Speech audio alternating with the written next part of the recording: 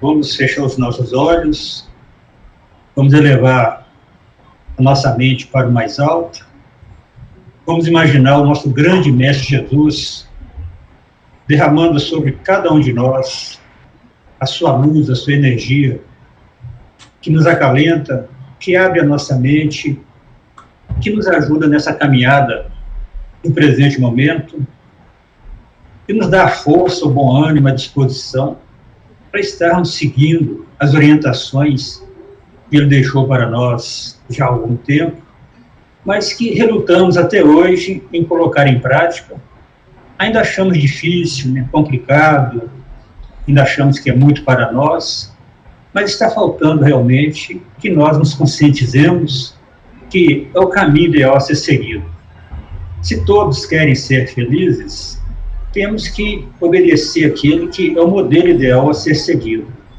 Então vamos colocar nossa mente bem fixada nesses ensinamentos e procurar tirar o melhor proveito possível de tudo aquilo que nos foi dirigido nessa noite, agradecendo nosso irmão Cícero por tudo aquilo que ele preparou para passar para nós e pedindo que todos nós que estamos presentes nessa live, todos aqueles que irão assisti-la mais à frente, que seja abençoado com todos os ensinamentos que essa noite poderá nos proporcionar. Vamos fazer a prece que o próprio Jesus nos passou e com ela pedir licença para que nós iniciemos nesta noite o trabalho que foi programado. Pai nosso que estais no céu, santificado seja o vosso nome, venha a nós o vosso reino, e seja feita a vossa vontade, assim na terra como no céu. O pão nosso de cada dia, principalmente o pão espiritual, dai-nos hoje, Senhor. Perdoai as nossas ofensas, assim que perdoarmos os nossos ofensores. E não nos deixeis cair em tentação, mas livra-nos de todos os males. Pois sabemos serem vossos o reino, o poder, a glória, a justiça, a paz e o amor. Pois sois onisciente, onipotente e onipresente. Rogamos de joelhos, Senhor, se conosco, hoje, agora e para todos sempre. Que assim seja.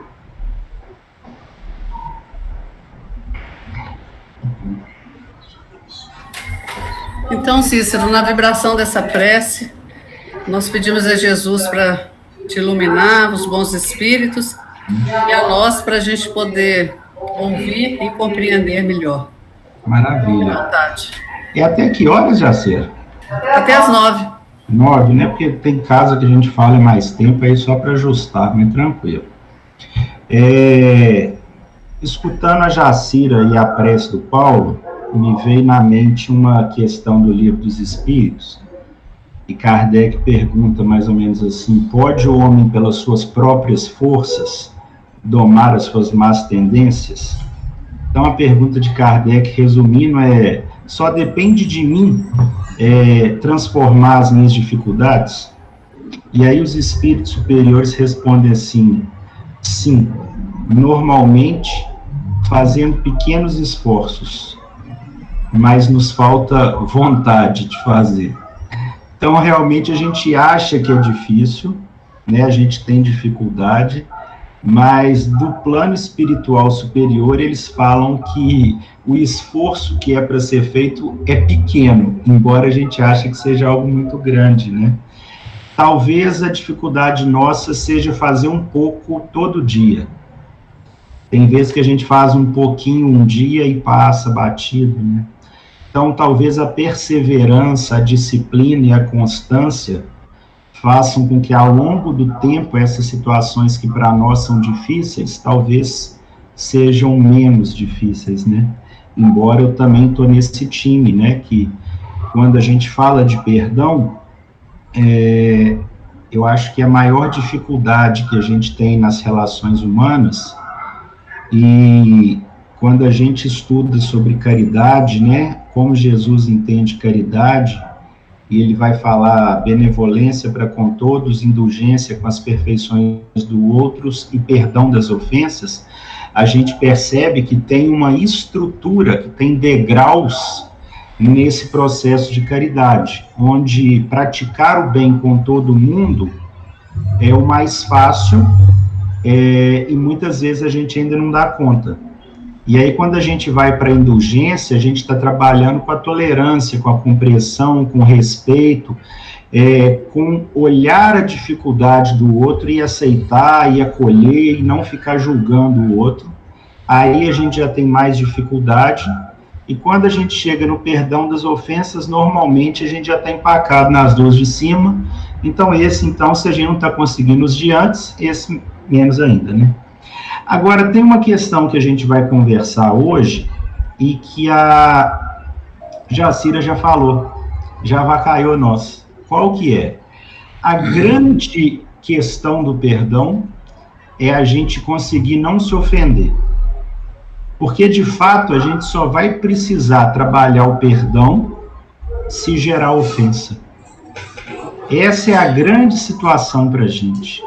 Porque quando nós aprendermos a não nos ofender, o processo de não se ofender dispensa o perdão.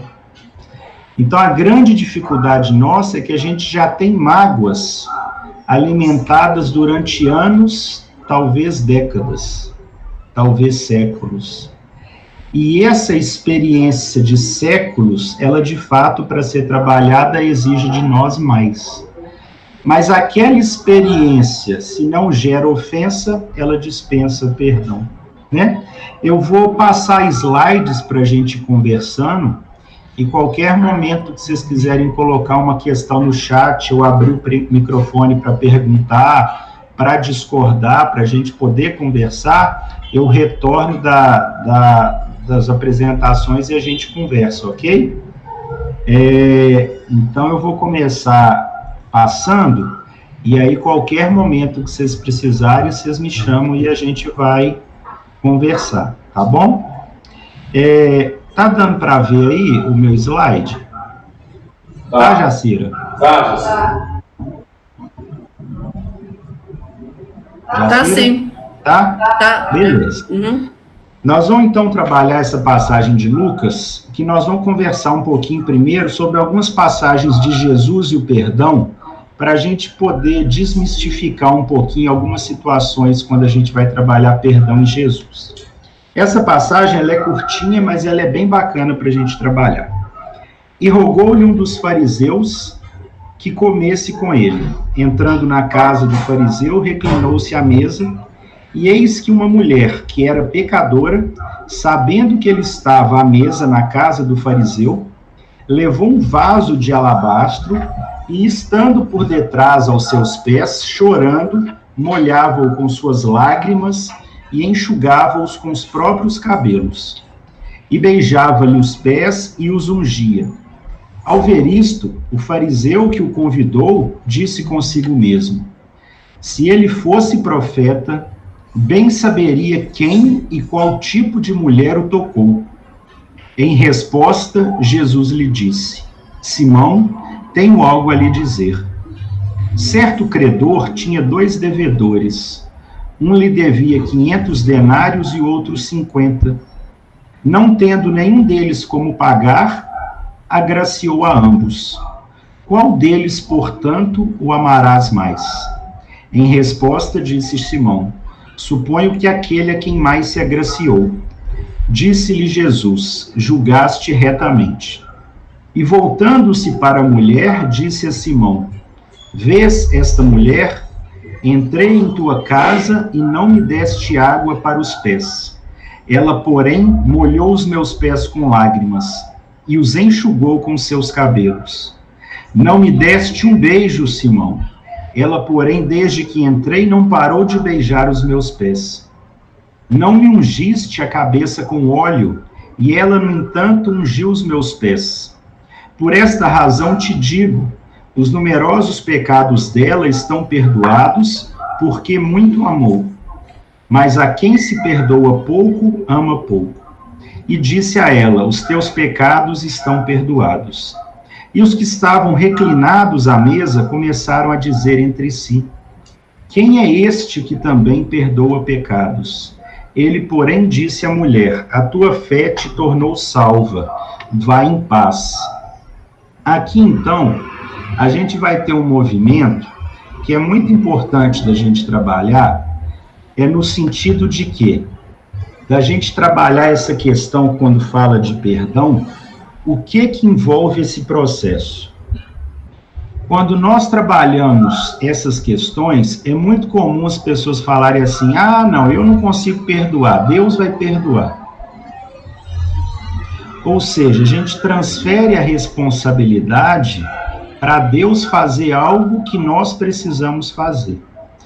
Quando Jesus está falando aqui que está perdoando o pecado, a gente precisa ter um cuidado que essa mulher, ela não é redimida dos seus equívocos por conta de Jesus.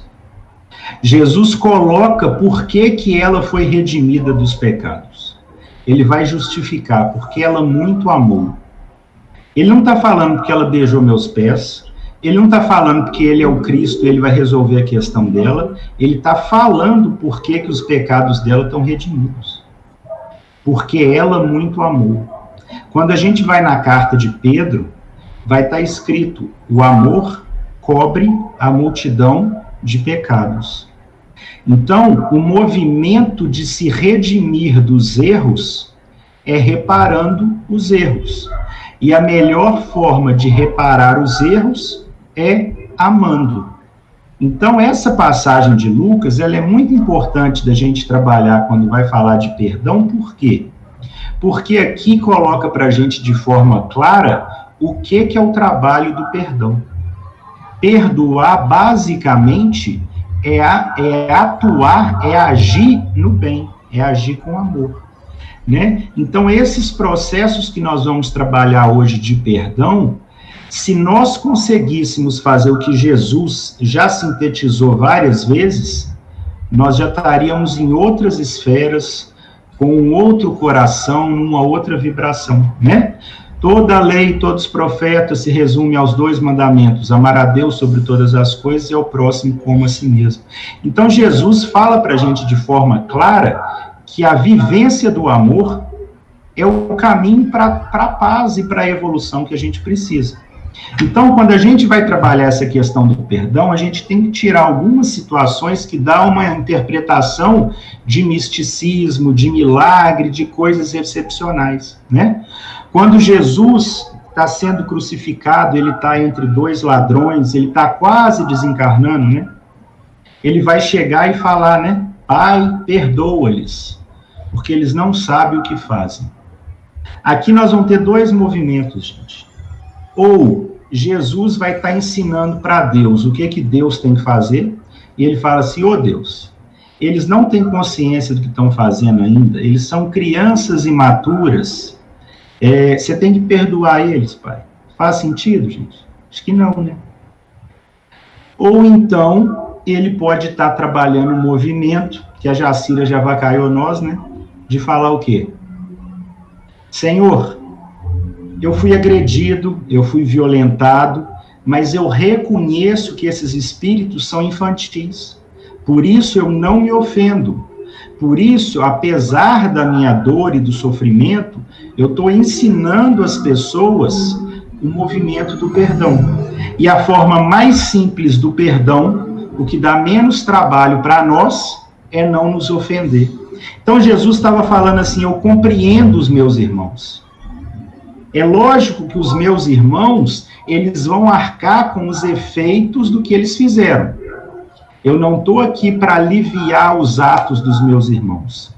Eu estou aqui para mostrar que esses atos que me ferem, que me machucam, não me ofendem. Não me ofendem porque eu compreendo o que motiva essas pessoas a fazerem isso. Eu compreendo a limitação espiritual dessas pessoas. Por isso que eu não me ofendo diante das ofensas. E aí, nesse sentido, Jesus não precisava perdoar.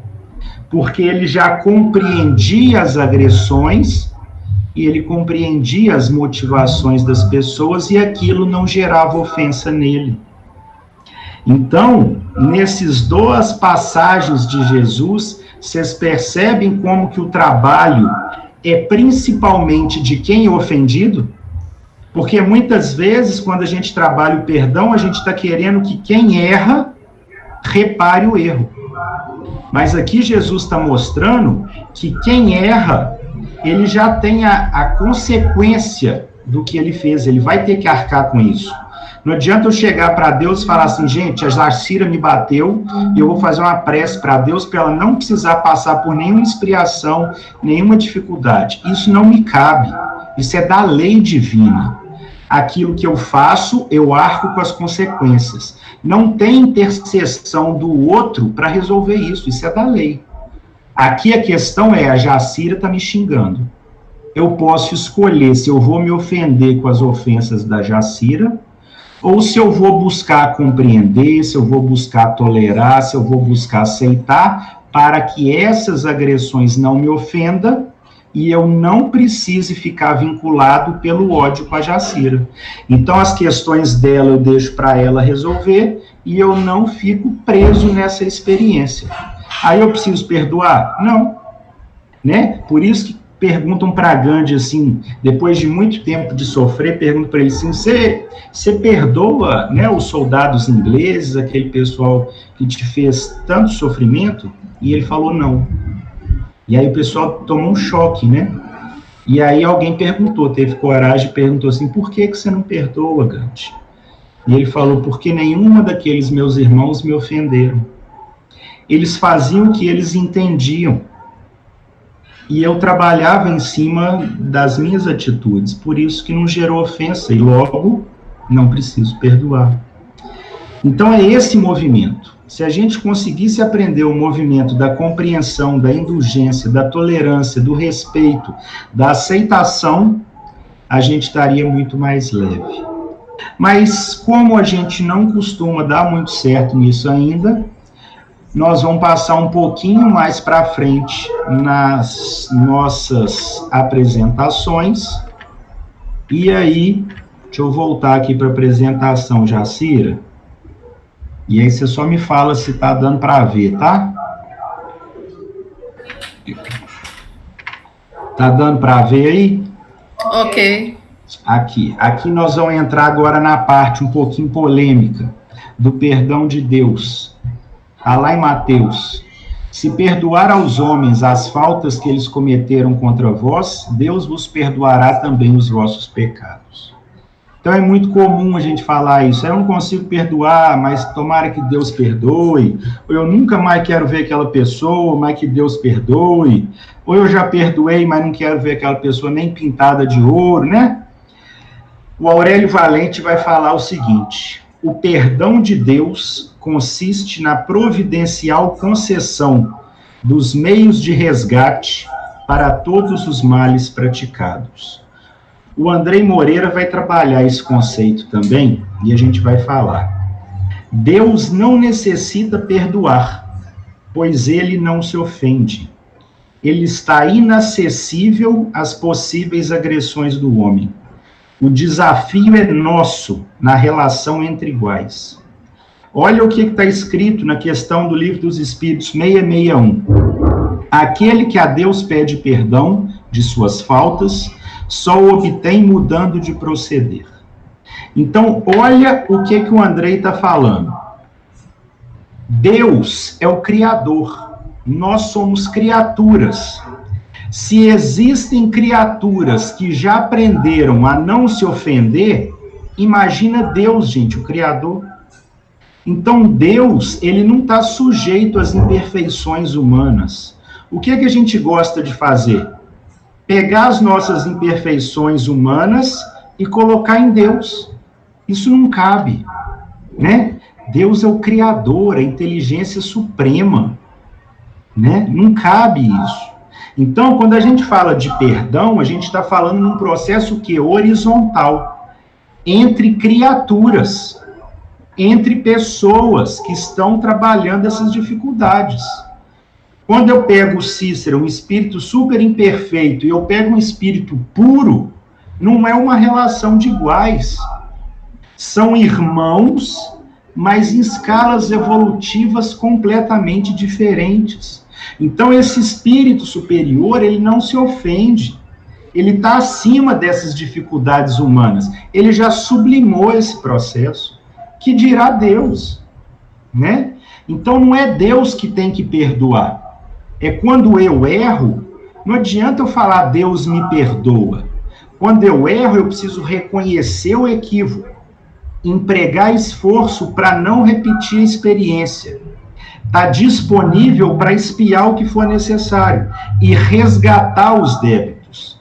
Então, quando eu tenho dificuldade com o outro, quando eu ofendo o outro, não é para Deus que eu tenho que pedir perdão, é para o outro. Mas a gente tem muita dificuldade em pedir perdão para o outro. Então, a gente acha mais fácil o quê? Pedir com as bocas, com os lábios, um perdão para Deus, para a gente ter uma culpa menor. Isso resolve a questão? Não. Isso é um movimento infantil nosso ainda. O movimento não é com Deus, o movimento é com o outro. Quem você ofendeu? É lá que você precisa trabalhar, né? É gostoso? Não. Dá vergonha? Dá. É difícil? É. Mas se a gente errar, a gente precisa fazer isso, né? Algumas questões sobre o perdão, lembrando, se alguém quiser perguntar, comentar, discordar, manda no chat, eu abro o microfone, tá? E a gente volta. Quando a gente fala de perdão, a gente está trabalhando de cura e libertação. Quando eu tenho dificuldade em perdoar o outro, eu estou a cada dia alimentando de tóxico. Então eu estou enfermo.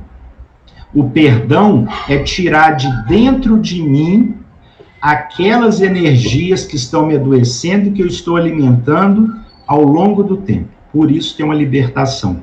É eu tirar de mim aquilo que me faz mal. Muitas vezes a gente vai ter essa questão, né? Perdoar é esquecer.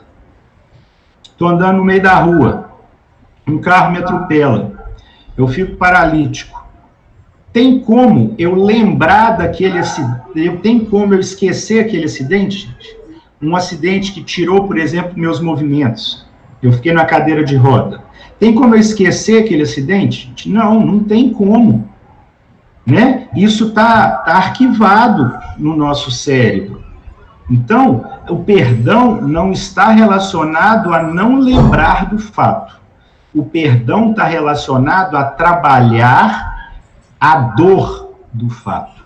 Então, é o lembrar da experiência sem ódio, sem revolta, sem desejo de vingança, sem vontade de desistir.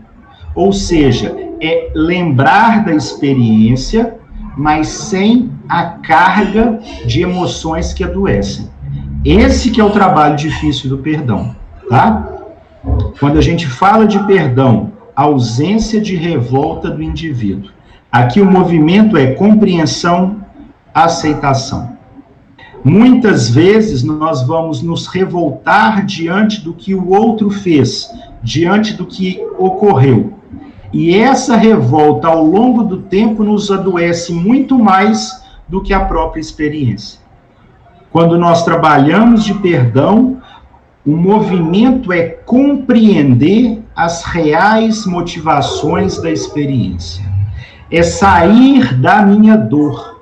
É ir em busca das motivações da questão. Para quê? Para que eu não me ofenda. Para que, se eu já tiver me ofendido, eu faça o caminho de volta para a reconciliação. E o perdão é um movimento, né? Voltando lá no nosso começo da conversa, do comentário da Jacira e do Paulo na prece. O perdão é um movimento que exige esforço. Ele não vem de graça, ele não é fácil. Mas aquilo que exige uma grande dose de sacrifício nos dá também uma grande dose de mérito, de bênçãos. Por isso gera um grande alívio. Emmanuel vai falar para a gente, muito mais fácil sofrer, o difícil é perdoar. É muito mais fácil eu ser a vítima, eu ser o coitado, eu ser o incapaz, do que eu assumir a responsabilidade diante da experiência dolorosa e me esforçar para tolerar, para aceitar, para compreender, para perdoar. Então, muitas vezes, a gente ainda está nesse movimento, achando que terra de prova e expiação é buscar o caminho fácil. E aí a gente vai sofrer mesmo. Aqui não é para ser fácil. Aqui é para gerar aprendizado. E aprendizado é trabalho, é esforço e é disciplina. Vamos lá. Divaldo Franco. Quem não perdoa gera moléculas que agridem o sistema imunológico. Emmanuel. Quanto mais repetidos os acessos de amargura e ressentimento, mais ampla a depredação em prejuízo próprio. Daí nascem muitas das moléstias obscuras, agravando as condições do veículo físico. De novo, Emmanuel em Pensamento e Vida. A noção de culpa agirá com seus reflexos incessantes sobre a região do corpo ou da alma, que corresponda ao tema do remorso de que sejamos portadores. Então, aqui, nesses 3 comentários sobre o perdão, a gente percebe que o fato de não perdoar é um movimento de alimentar amargura e ressentimento, que agride o sistema imunológico, mas principalmente começa a trabalhar nos corpo espiritual, no nosso perispírito. E aí essa culpa, essa amargura, esse ressentimento, à medida que nós vamos alimentando eles vão sendo energias que nós vamos gerando. E nós vamos mandando essas energias para uma região, seja do corpo físico ou da alma, que vai sendo alimentada dessas energias. O que é que nós estamos falando? De doença. Nós criamos essas doenças por conta dos nossos alimentos de emoções tóxicas, né? Vamos seguir. O Alberto Almeida, ele é espírita e ele é um médico lá do Pará. E é muito interessante o que ele fala. É normal sentir mágoa e culpa. Fazem parte da natureza humana. Então, o que ele está falando? Sentir mágoa e culpa é natural. Ponto. Alimentar mágoa e culpa adoece. Então, eu sentir a mágoa, eu sentir a culpa, é uma indicação de alguma experiência para eu refletir. Normal. Normal. O problema é que muitas vezes a gente pega essa mágoa e essa culpa que vem como indicação, como sinalizador, e a gente pega isso para nós e alimenta. E vai crescendo. Então, o alimentar a mágoa, o alimentar a culpa, é o que adoece. Tem um livro que chama As Dores da Alma, que é escrito pelo Espírito Hamed, e ele vai falar que a gente se magoa quando as nossas expectativas não são atendidas. Então, por que a gente se magoa?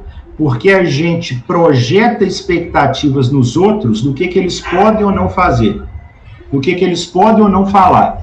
E se eles não fazem do jeito que a gente acha que eles têm que fazer, a gente se magoa. Será que a gente se magoa muito, então? Nós deveríamos aprender a criar expectativas reais para nós e, em relação aos outros, respeitar que eles têm o direito de fazer o que eles entenderem. Chico falava isso. Aos outros dou o direito de ser como são. E a mim, o dever de a cada dia ser um pouco melhor. Então, se a gente criasse expectativas reais para a nossa vida e respeitasse o direito do outro de fazer as escolhas deles, muitas das nossas mágoas, das nossas doenças, das nossas ofensas teriam sido evitadas. Emmanuel vai dizer, toda culpa é sempre fator de enfermidade ou perturbação. Então, o que acontece? A gente tem uma passagem belíssima do Evangelho sobre isso. Jesus fala com Pedro, Pedro, você vai me negar 3 vezes. Pedro fala, não, Senhor. E aí o que acontece? Na hora que Pedro percebe, né, que ele negou Cristo 3 vezes, o que ele fica, gente? Perturbado. Ele fica inconsolado. Ele chora, ele soluça, ele fica... Por quê? Porque a culpa chega nele. Só que aqui a gente tem um movimento muito bonito. Ele fica perturbado, ele reconhece o seu equívoco, ele assume a culpa, e o que ele faz a partir daquele movimento? Ele vira a pedra, a rocha do cristianismo. Então, ele pega uma experiência dolorosa, ele pega aquela culpa, ele se perturba e ele cria um aprendizado a partir dessa experiência. Se ele fica alimentando essa culpa, ele chega na enfermidade. E ele fica paralisado e ele não aprende. Pedro consegue sentir a culpa, fica perturbado e segue adiante. Esse é o movimento. A culpa é natural. Por que é natural? Porque a gente ainda erra. Nós vamos reconhecer nossos equívocos ainda. A gente precisa arrepender muito ainda, porque a gente erra muito. Mas não é ficar preso na culpa, não é ficar ressentindo. É perceber a culpa, reconhecer o equívoco e seguir. Não é ficar parado na culpa. Quem pede desculpa quer dizer, tire a culpa que há em mim, pois me sinto responsável pelo mal que te causei. Então eu me sinto culpado, eu me sinto responsável pelo mal que causei no outro. O que eu tenho que fazer? É pedir desculpa? Não. É reparar o mal. Se eu prejudiquei alguém, eu preciso recobrar esse prejuízo com bênçãos. Se eu fiz o mal, eu preciso fazer o bem. Para quê? Para que eu quite essa fatura, né? Então, a gente já falou sobre isso. Deixa eu voltar um pouquinho para vocês aqui. Vamos lá. No chat tem alguma pergunta? Vamos ver aqui. Segundo Kardec, nós seremos reconhecidos pelo esforço que fizermos para eliminarmos nossas más inclinações. Perfeito. Reconhece o verdadeiro espírita pela sua transformação moral e pelos esforços que emprega em domar as más tendências, né? São dois movimentos, né? É a transformação moral, ou seja, eu preciso estar me modificando moralmente, e eu preciso estar o quê? Me esforçando. Então, eles estão falando que o verdadeiro espírita é santo? Não. O verdadeiro espírita é aquele que se esforça em se transformar moralmente, né? Eu preciso esforço nesse processo de transformação moral, tá bom? Até aqui, gente, alguma questão, algum comentário? Querem discordar de alguma coisa? Quer alguma coisa? Vocês ficam tão caladinhos, porque acham que vocês dormiram, foram embora, falando só do espírito. Mas tá bom também, então vamos seguir, tá? Se vocês quiserem comentar alguma coisa, tranquilo. Nós vamos seguir agora, que nós vamos entrar num quadro aqui, também importante da gente falar. E qualquer coisa, vocês abrem o microfone e me perguntam. Estão vendo aí? Estão vendo aí, Jacira, o quadro? Sim. Beleza. Vamos sim. O que acontece aqui? Nós vamos trabalhar dois lados desse quadro. O primeiro, nós vamos trabalhar em relação a quando eu ofendo alguém ou a mim mesmo, ok? Então, quando eu faço algo que eu reconheço que é um equívoco, que prejudica, seja eu ou outro. Normalmente, a gente vai sentir isso aqui, culpa. Então, quando eu pratico uma ofensa, seja a mim ou ao outro, quando a gente já tem a consciência desperta, nós vamos sentir esse movimento da culpa. É o que eu falei agora para vocês de Pedro. Então, ele sente a culpa, só que ele não fica preso no remorso. Ele sai da culpa para a ação, para a reparação. Então, ele segue. Então, tem a ofensa, tem a culpa, ele aprende com a culpa e cresce. É um movimento natural de espíritos imperfeitos que somos, ok? Só que aqui vai trabalhar a questão seguinte, eu sinto a culpa, só que eu fico preso nessa culpa. E aí, o que acontece?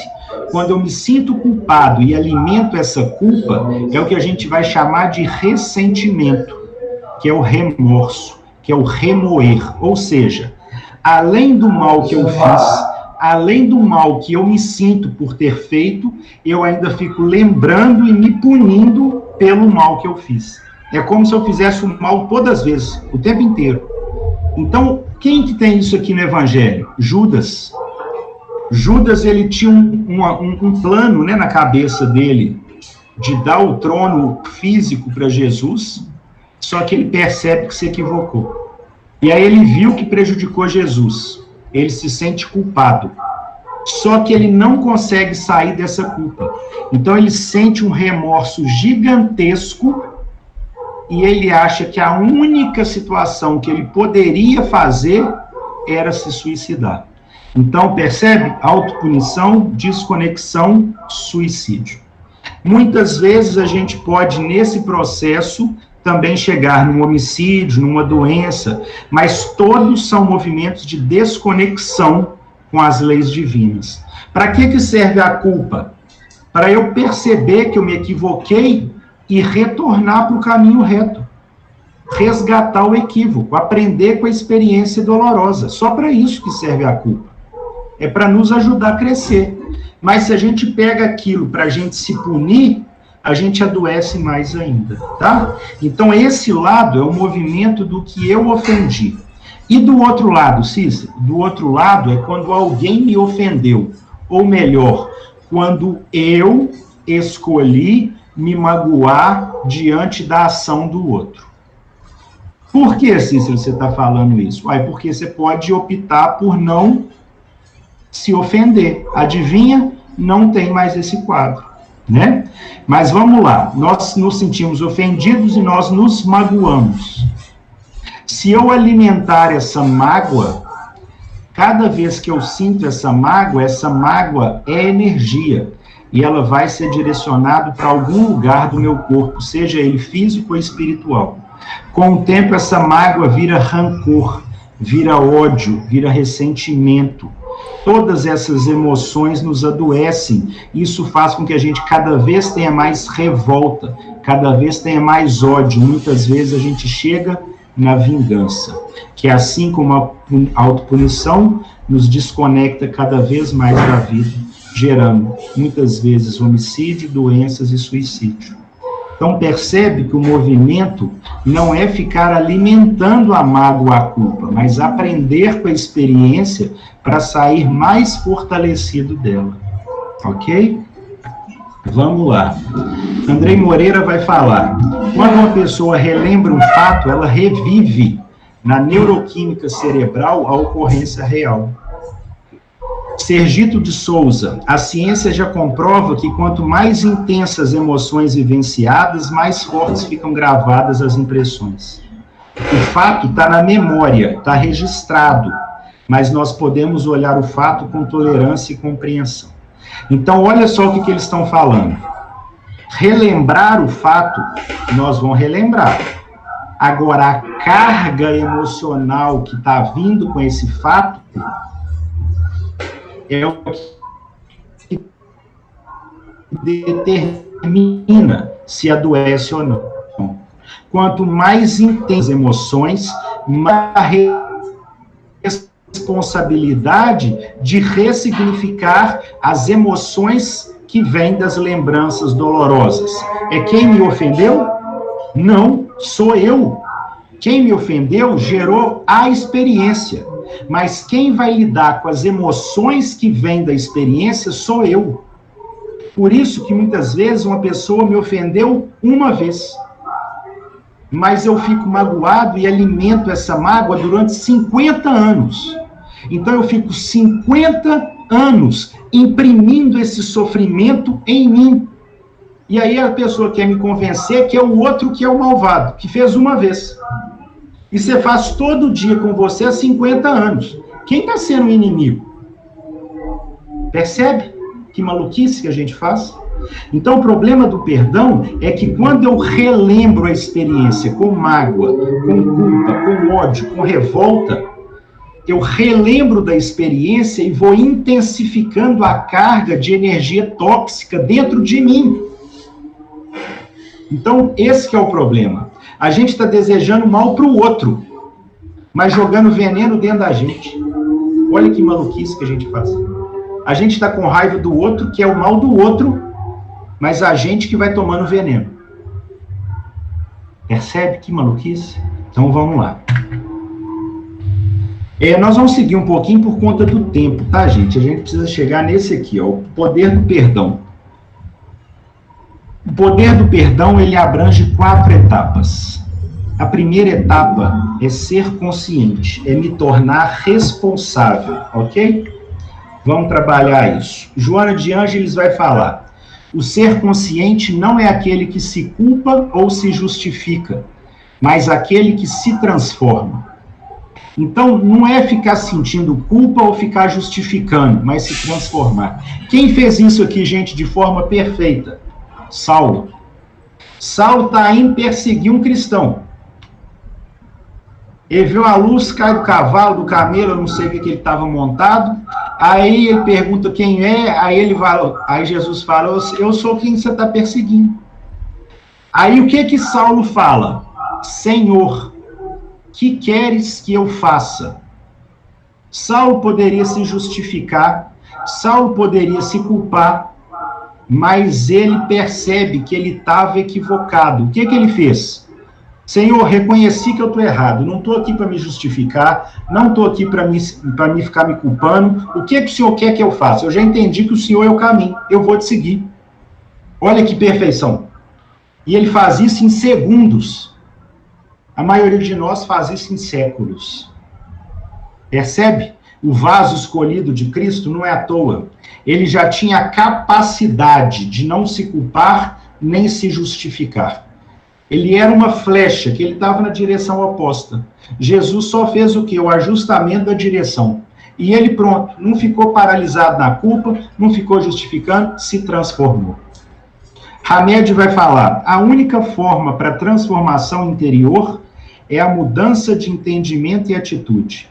Somente através de uma real conscientização é que se estabelece o processo de amadurecimento das criaturas. Ok, entendi. Joana de Ângeles falou que não é para a gente ficar se culpando e nem justificando, mas transformando. Ok. Transformando como? Interiormente. É mudar como eu entendo. É mudar as minhas atitudes. É mudar, de fato, como que eu estou conscientizado. Ou seja, como que eu estou entendendo a vida. Como que eu estou buscando melhorar as minhas atitudes. E é isso que nos transforma, não é isso que a Jacira falou lá? Empregar esforços em realizar a nossa transformação moral. Transformação é mudar do homem velho para o homem novo. E é mudar não no que eu falo, mas naquilo que eu vivo. Tá bom? Segundo movimento, expectativas. Então, olha só, o que Emmanuel vai falar. Se a gente somar as aflições e os sofrimentos que a gente faz com nós mesmos, por não perdoarmos aos entes amados pelos fatos de não serem como queremos, veremos quantos ressentimentos a gente alimenta. Que a gente aceite as outras pessoas como elas são, pois não nos compete exigir que o outro evolua, e sim trabalhar sem parar pela evolução em nós. Então é assim, eu não dou o direito do outro errar, e eu? Não, eu posso errar. Como é que chama isso, gente? Hipocrisia. Exigir do outro aquilo que nem eu mesmo faço é hipocrisia. Então, o que Emmanuel está falando? Trabalhe para o seu crescimento e respeita o caminho e as escolhas do outro. Então, para de exigir e ter expectativas irreais dos outros e trabalhe a realidade em você. E aí o André Moreira vai falar, aprender a ter expectativas reais é um passo fundamental na busca pelo perdão. Por quê? Porque eu vou ajustar o que eu estou esperando dos outros. E aí, como eles não vão fazer o que eu acho, e eu vou ajustar essa expectativa, adivinha? Eu não mais me magoo. Por quê? Porque eu já não estou exigindo mais que o outro faça como eu acho que ele tem que fazer. Eu dou o direito dele fazer como ele entender, e a mim o dever de a cada dia ser um pouquinho melhor. Eu trago para mim a responsabilidade de eu melhorar e dou o direito do outro de fazer as escolhas dele. Fica muito mais leve, dá muito mais paz, cria muito menos expectativa de doido. E aí a gente segue mais leve. Vamos lá. Reconhecer que somos imperfeitos e onde há seres imperfeitos, as relações são imperfeitas. Parece simples isso, né, gente? O Haroldo Dutra Dias falou isso um dia. Reconhecer que somos imperfeitos é fácil? Não, porque muitas pessoas ainda acham que são perfeitas, não é? Qual que é o problema? Aonde tem pessoas imperfeitas se relacionando, as relações não serão perfeitas. E adivinha, gente, quem está aqui me escutando nessa pandemia pode saber que não é perfeito, né? Anjo não tem tempo para perder para ficar me escutando, ele tem coisa mais produtiva para fazer, né? Então percebe que todos nós que estamos aqui interagindo somos imperfeitos. Nas nossas imperfeições, nós vamos se relacionar com outras pessoas, adivinha, que são imperfeitas. Nessa interação imperfeita, adivinha, vai ter problema? Claro que vai. E a gente quer falar assim, é o outro que tem problema, é o outro que é complicado, eu não. Será? Claro que não, né? Então, Hamed, de novo, quanto mais compreendermos o outro, avaliando e validando o que ele pensava e como se sentia na hora da indelicadeza, mais facilmente aprenderemos a perdoar. Quanto mais eu sair da minha dor para compreender o outro, quanto mais eu perceber como que o outro estava, a situação que ele estava, como que ele estava se sentindo na hora que ele fala aquilo, eu tolero muito mais, eu compreendo muito mais, eu aceito muito mais, e muitas vezes eu nem me ofendo. Fechou a questão. E quando ofender, vai ser muito mais leve, vai ser muito mais fácil de trabalhar. Porque a gente já está predisposto a sair da nossa dor, da nossa postura de arrogante, para ver que o outro tem dias difíceis, tem dificuldades, tem imperfeições, adivinha, assim como eu tenho. Então o processo é a gente saber as circunstâncias reais do acontecimento, os agravantes, os atenuantes, as responsabilidades. Perdeu o emprego, ele está nervoso, tem 4 dias que ele não dorme, ele está doente, ele está sem dinheiro, a esposa largou, o filho desencarnou. Todos esses processos nos tiram do eixo, deixa a gente mais instável ainda. Relevar essas circunstâncias faz a gente compreender o outro. Olha que bacana que o Andrei fala aqui. Muitos querem ficar na posição de vítima, porque é fácil sofrer, não exige esforço. Ficando, olhando a dificuldade do outro. Então a vítima sempre joga a culpa onde? No outro. Então é o outro que tem que mudar, é o outro que tem que pedir desculpa, é o outro que tem que reajustar, porque eu sou o coitado, eu sou injustiçado, eu não tenho que fazer nada, eu tenho só que sofrer. Isso é cômodo, mas resolve? Não. Cresce? Não. É só uma ilusão. Percebe? Não adianta. Jesus nos recomenda perdoar muito. Por quê? Porque nós somos imperfeitos. Se eu sou imperfeito, quer dizer o quê? Que eu erro muito. Se eu erro muito, adivinha? Eu preciso reparar muito. Lembra, Mateus? Aprende a perdoar o outro. Por quê? Porque você vai errar muito ainda. Percebe?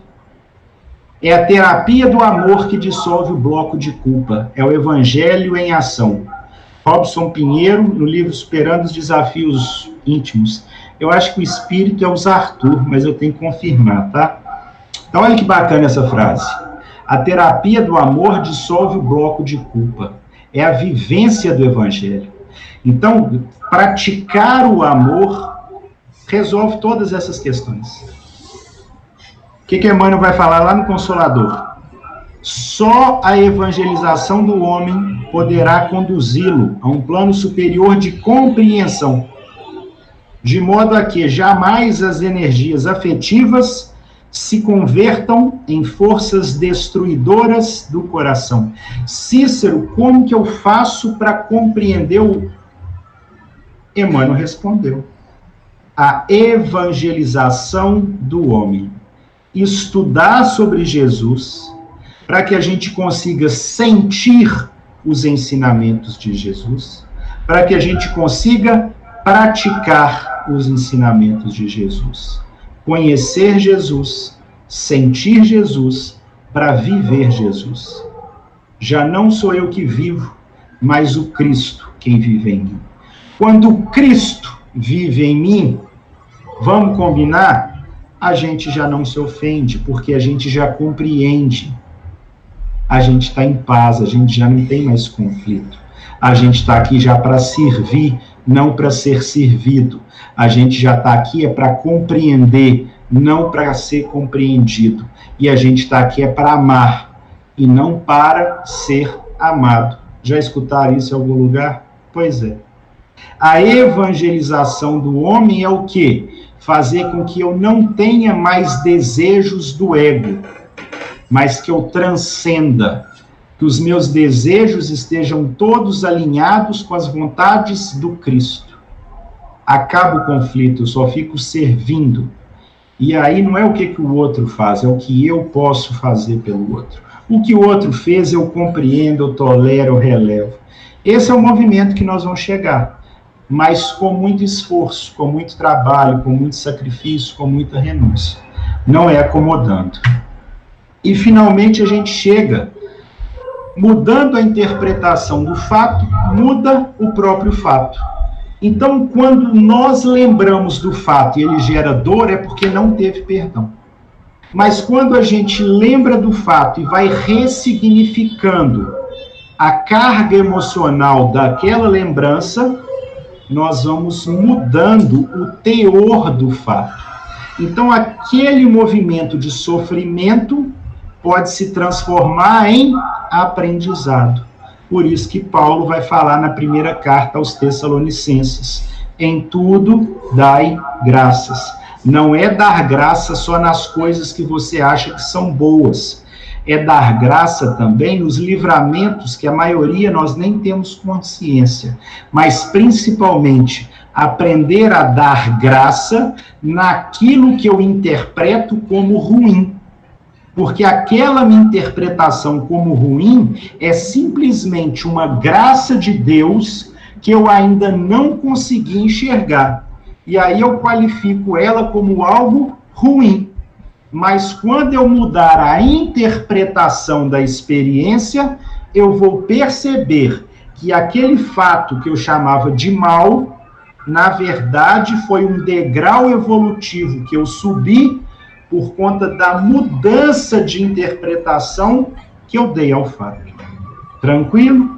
Nós temos ainda alguns minutinhos, se vocês quiserem perguntar alguma coisa. Então, a gente fica aqui disponível esse tempinho para isso. Deixa eu só olhar algumas coisas aqui. Perdoar é um ato de cura, mas é um processo. Não é tão rápido nem fácil como os tratamentos das doenças. Perdoar é um ato de cura e é um processo. Agora, o tempo que vai ser esse processo, quem determina, gente? Nós mesmos.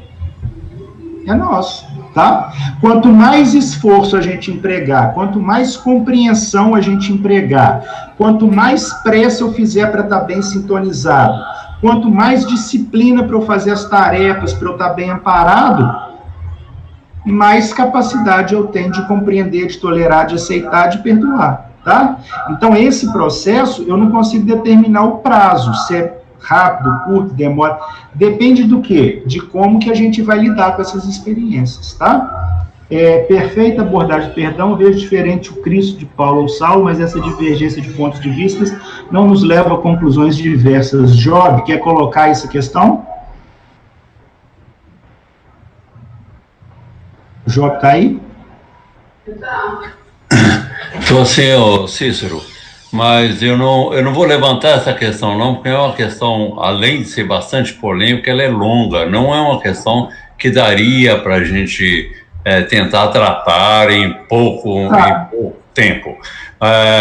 Eu só acho que foi muito bacana a sua palestra, sua abordagem, sua conclusão a respeito do perdão, foi perfeita, e eu acho que isso aí é que está o importante de tudo. O fato de termos pensamentos diferentes, eu pensar alguma coisa diferente, é aquilo que você mesmo disse, né? Você tem o direito de ter o seu pensamento, tem que fazer, é claro que nós não somos iguais. Mas é isso aí, obrigado, hein? Muito agradecido. Obrigado, João, obrigado. Só deixa eu colocar aqui, que às vezes eu posso ter colocado alguma questão, né, que a gente possa ter falado, que deu uma interpretação.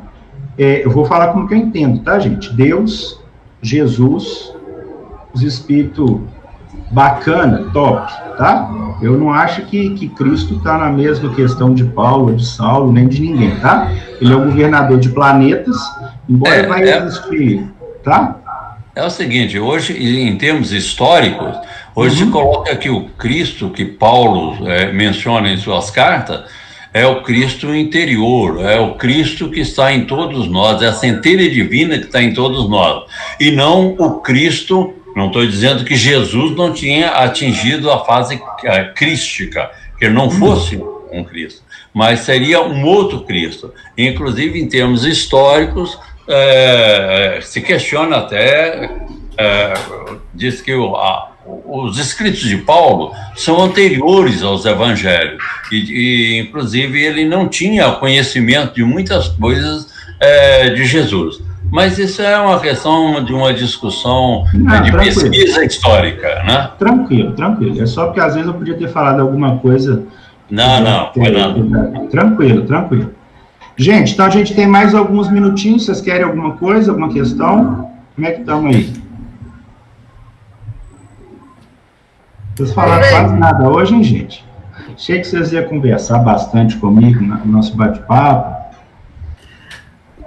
Eu fiquei antecipando as coisas aí e acho que todo mundo ficou com medo de cometer a mesma gafe que eu. Gente, eu tava brincando, viu? Eu sei que você tava. Ô, Cícero, então agora que a gente cedeu o espaço, tem uma lição que você deve conhecer do livro O Espírito da Verdade, que é o Filho do Orgulho. E Emmanuel trabalha coisas corriqueiras do dia a dia que acaba com relacionamentos, né? Qualquer relacionamento de família, de irmão, de marido, no centro espírita. E ele fala muito do espírita, né? Ele fala mais para o espírita ali.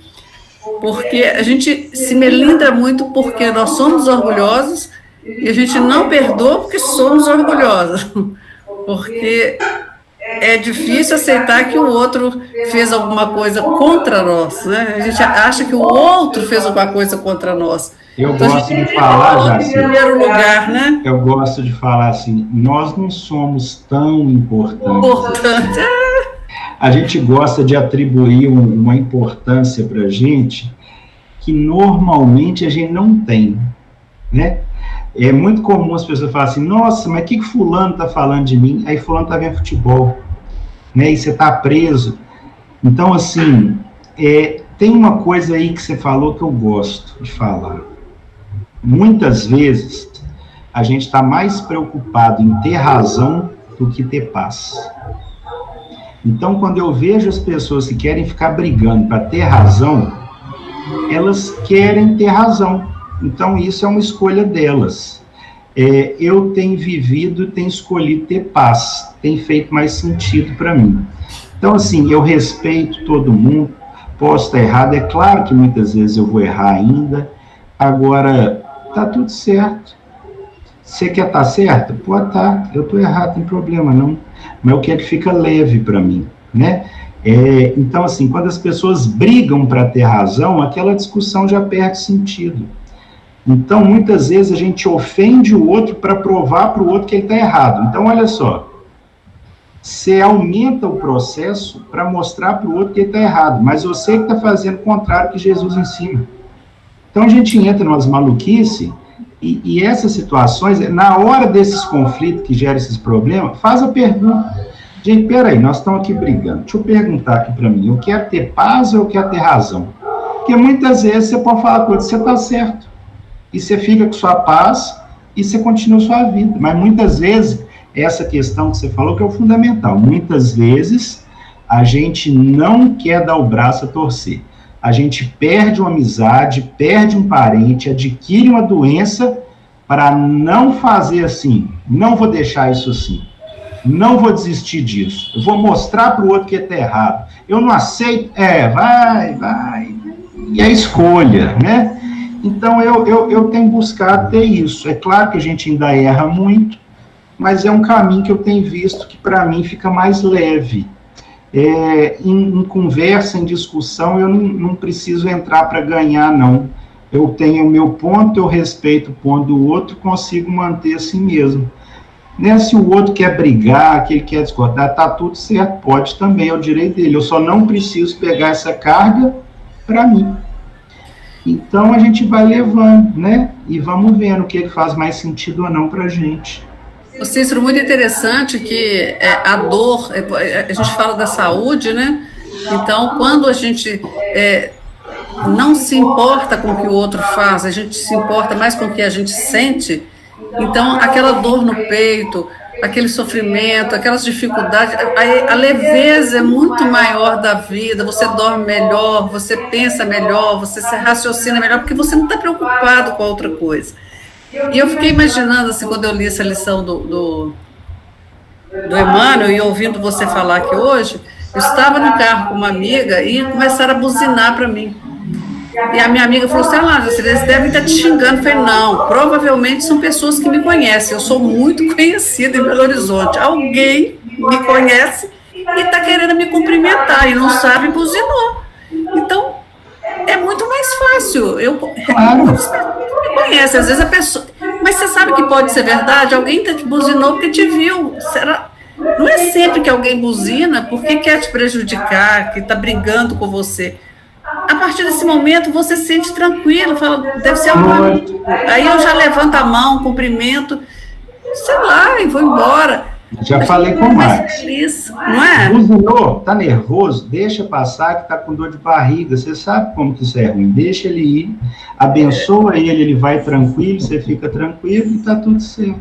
Isso. Agora, se você vai pegar aquela raiva do outro para você, aí é isso. Se o outro está com dificuldade, você olha e fala, eu respeito que está com dificuldade, é dele.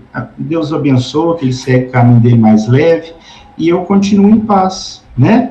Agora, se você quer pegar do outro, pode também. Eu tenho evitado, sabe, Jacir? Eu tenho evitado, assim. Mas eu respeito também quando as pessoas querem pegar também, tá tudo bem também. Pode. É escolha, né? É escolha. Exatamente. Então, mas tem hora que a gente não dá conta, né? E aí, o que vai acontecer? Aí a gente vai ter que trabalhar.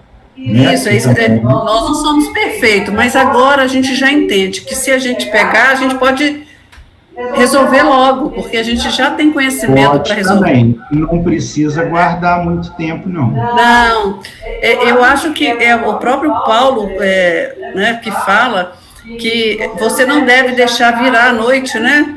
Alguma coisa assim no Evangelho, com alguma mágoa. Você tem o direito de se irar, né? Ele fala da ira, mas que essa ira não vire à noite, né? Que você não...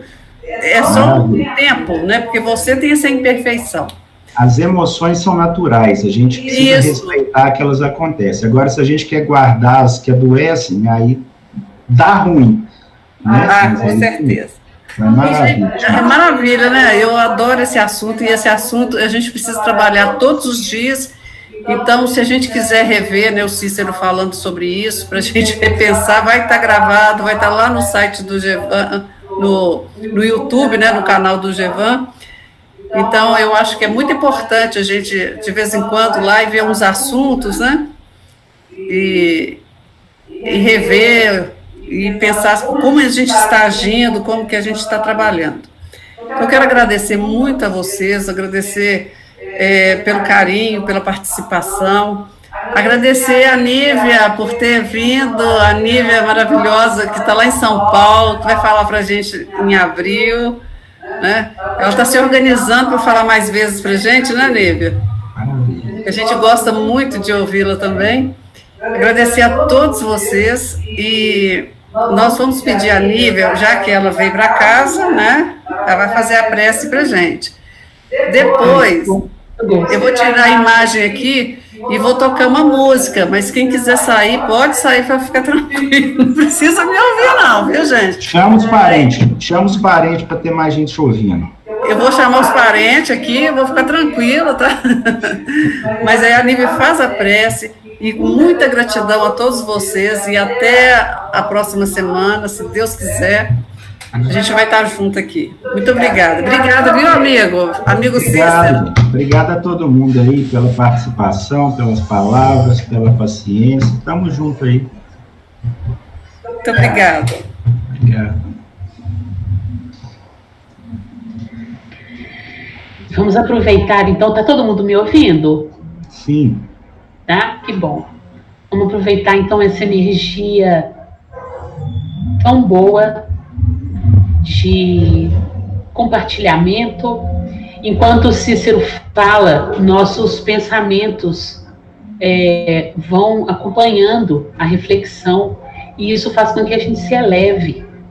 Então, toda reunião, toda exposição, todo esse movimento de fazer a oratória e de escutar, é um exercício também de cura, de tratamento.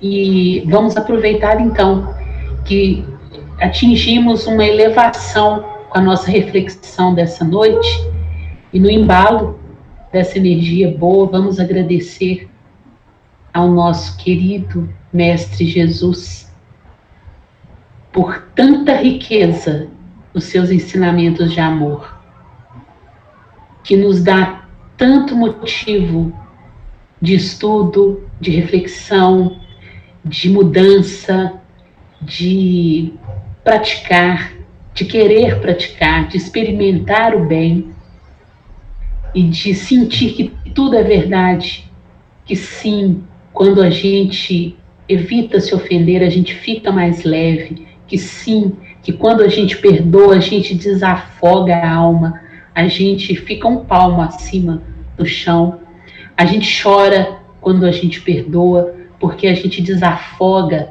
a alma, a gente destampa aquela rolha da ferida, e todo o ato de perdão sério traz essa emoção. E isso tudo faz parte da nossa evolução, da nossa disposição de melhora. É preciso coragem, mas é muito bem recompensado. Então, vamos pedir a Deus sempre. Ele mesmo, né, Jesus, nos ensinou a importância do perdão na própria prece que ele nos ensinou a fazer ao Pai. E com muita gratidão, com muita saudade de todos, mas com uma alegria enorme por esse compartilhamento, vamos então pedir a Jesus que nos abençoe através da oração que ele nos ensinou. Eu estou aqui, bem longe, mas estamos todos juntos, muito pertinho, em pensamento e com Jesus nos aconchegando. Pai nosso que estais nos céus, santificado seja o vosso nome. Venha a nós o vosso reino, seja feita a vossa vontade, assim na terra como no céu. O pão nosso de cada dia nos dai hoje. Perdoai as nossas ofensas, à medida que vamos aprendendo a perdoar a quem nos ofende.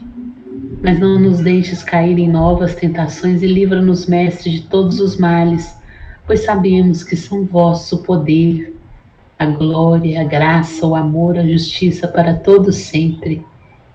Muito obrigado, que possamos ter uma noite muito boa, muito gostosa, um sono maravilhoso e reparador, com o nosso espírito se elevando a mais estações de estudo, de reflexão. Muito obrigado pelo compartilhamento. Boa noite. Então vai uma música muito querida minha, né, que é o Cantinho de Amor, para a gente ir embora. Um abraço para todo mundo. Obrigada, viu, gente?